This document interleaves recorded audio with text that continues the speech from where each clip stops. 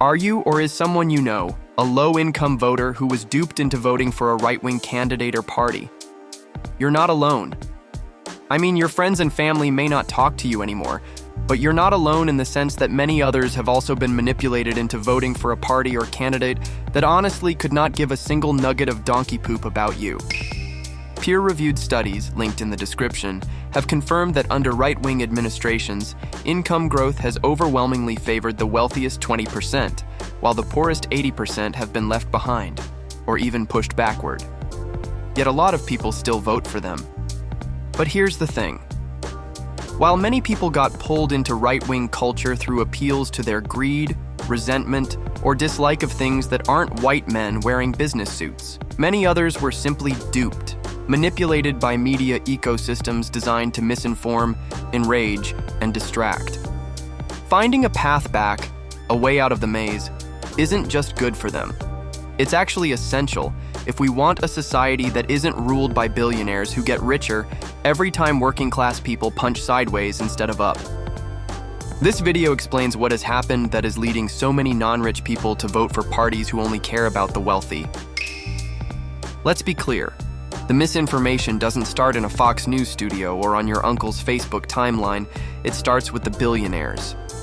Right-wing parties don't just stumble into bad messaging, they build it. In think tanks funded by fossil fuel magnates, corporate lobbying groups, and billionaires who get nervous whenever workers start asking questions. One of the biggest examples is something called Project 2025, launched by the Heritage Foundation in 2023. It's a 900-page manual on how to harm the majority of people who live in a country. It tells them how to fire thousands of neutral government workers, replace them with loyalists, and strip power from the agencies meant to protect regular people, like the EPA, OSHA, and the Department of Labor. And here's where the manipulation comes in. None of that helps working-class voters, not a bit. But the language they wrap it in, that's where the trap is set. They don't call it firing labor regulators. They call it draining the swamp. They don't say giving more power to the ultra-rich. They say restoring freedom. They don't say make it easier for corporations to pollute, underpay, and monopolize. They say cutting red tape and protecting the family. These talking points are carefully designed to feel populist, like they're helping the little guy, while quietly redistributing power upward. And it works because people are angry.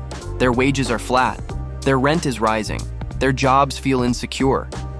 So the party offers a story. You're struggling because of immigrants, because of woke culture, because of trans kids and books in schools, and we're the only ones who will fight for you. And while you're defending billionaires in Facebook arguments, those same billionaires are taking your benefits, your bargaining power, and your future. The genius of the strategy isn't just that it helps the rich. It convinces working-class people to cheer while it happens.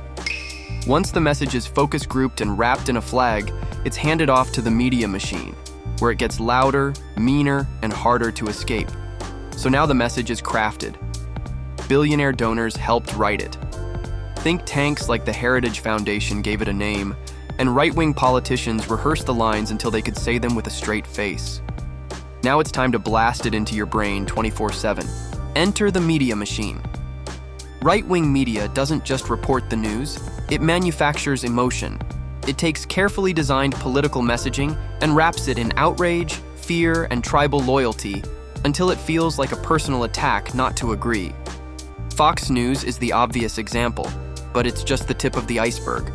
You've also got talk radio hosts screaming about the war on Christmas, YouTube grifters doing reaction videos to pronoun stickers, Facebook memes blaming immigrants for everything from high rent to cloudy weather.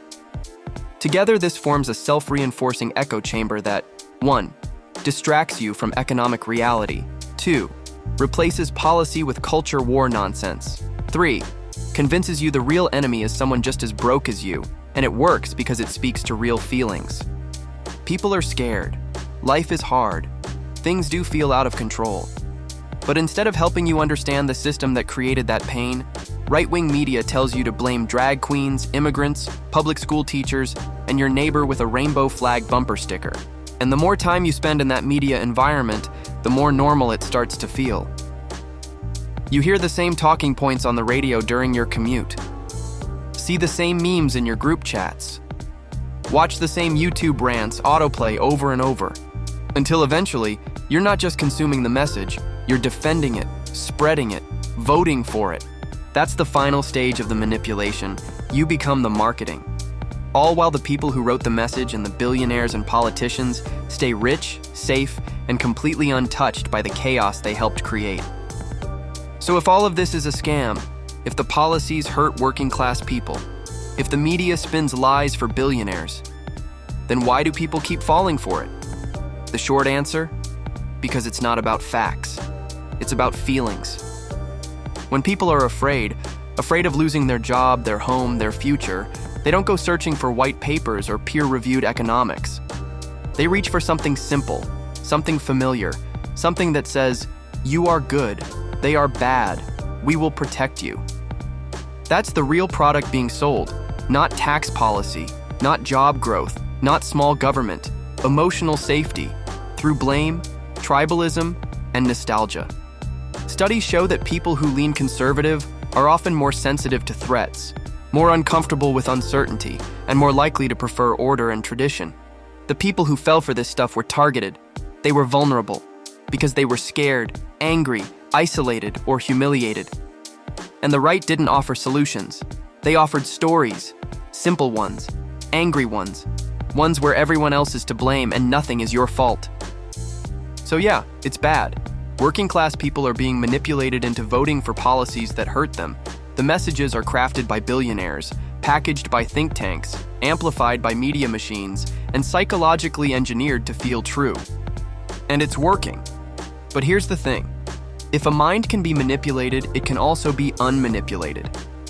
Not by yelling, not by mocking, and definitely not by sending them 45 fact-check articles they're never going to read. People don't change because they lose arguments. They change because they feel seen and then feel safe enough to ask questions. So if you've got someone in your life who's deep in it, who's been tricked into fighting for the people who keep stepping on their neck, don't come at them like a debate, bro. Try this. Hey, you work hard. You've been screwed over. What if the people you're blaming aren't the ones doing the screwing? That's it. Just open a door. Because the only way out of this mess is through class consciousness, community, and solidarity. Not more memes about gas stoves and Bud Light. The billionaires want you divided. The politicians want you distracted. The media wants you angry. So let's do something that really freaks them out. Let's think. Let's ask questions. And let's stop voting for people who treat us like pawns. This has been an AI Punk Explainer video. Please like, subscribe, and offer us your fondest well wishes.